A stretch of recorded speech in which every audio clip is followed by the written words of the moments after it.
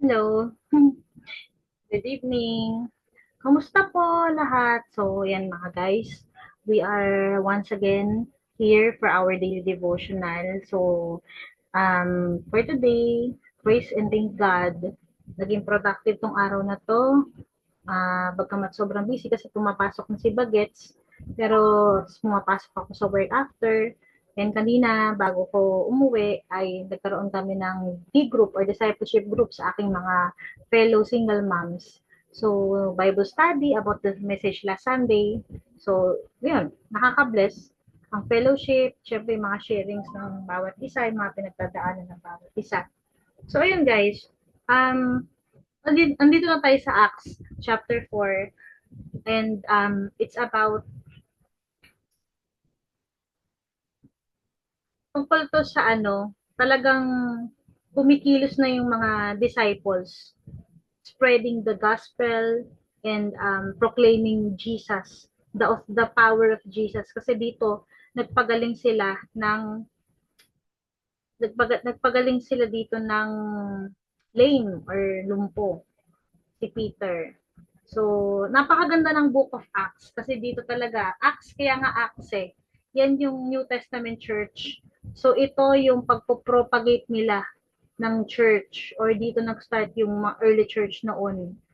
After nung nag-ascend si Jesus from heaven, they are already on the move kung paano nila spread yung gospel and to share about Jesus. So, let's start. Ayan.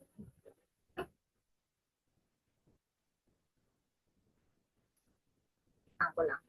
Malaki pa. Malaki ng mukha ko dito. Yan. So, basahin natin.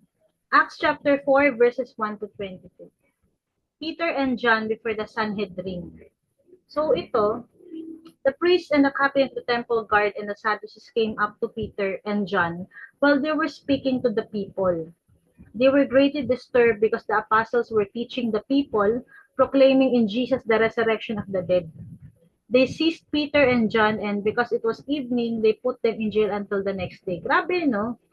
Talagang kahit na alam nila ito yung risk for sharing Jesus, they will really be persecuted. Sinabi naman niya ni Lord. Pero still they make a bold move. Hindi sila natatakot, no, kahit na ang kapalit nun ay life nila or may mangyaring hindi maganda sa kanila.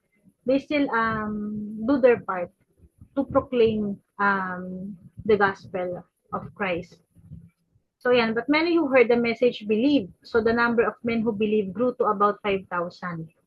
So kahit ganun, marami pa rin talagang naniniwala. And maraming mga taong maraming taong sumasampalataya sa Panginoon dahil sa kanilang pag-share. The next day, the rulers, the elders, and the teachers of the law met in Jerusalem. Annas the high priest was there, and so were Caiaphas, John, Alexander, and the others of the high priest's family. They had Peter and John brought before them and began to question them. By what power or what name did you do this? So tinanong sila.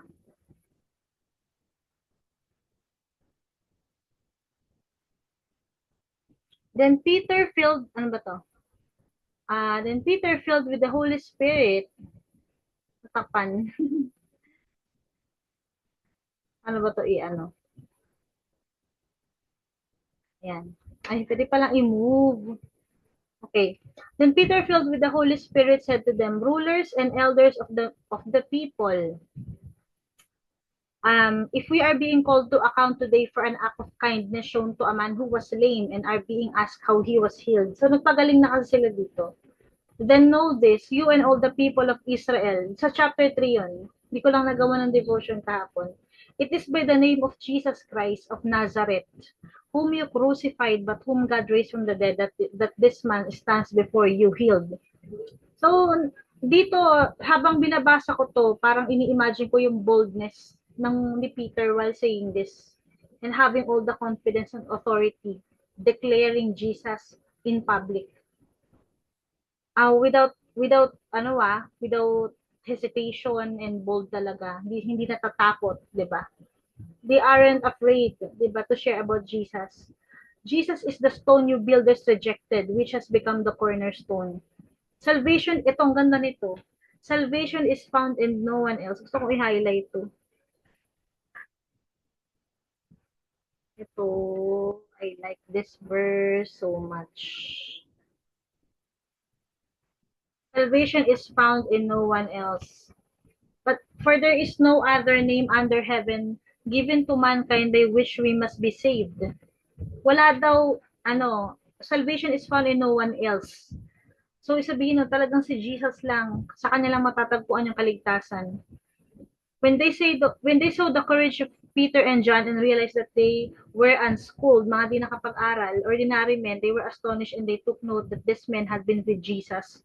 But since they could see the man who had been healed standing there with them, there was nothing they could say. So they ordered them to withdraw from the Sanhedrin and then conferred together. What are we going to do with these men? Everyone living in Jerusalem knows they have performed a notable sign, and we cannot deny it.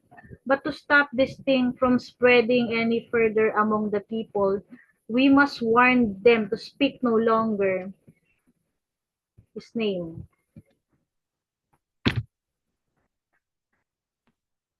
Ay, sorry. Wala, nawawala. Wait lang ah. Black out yung screen. Wait lang guys.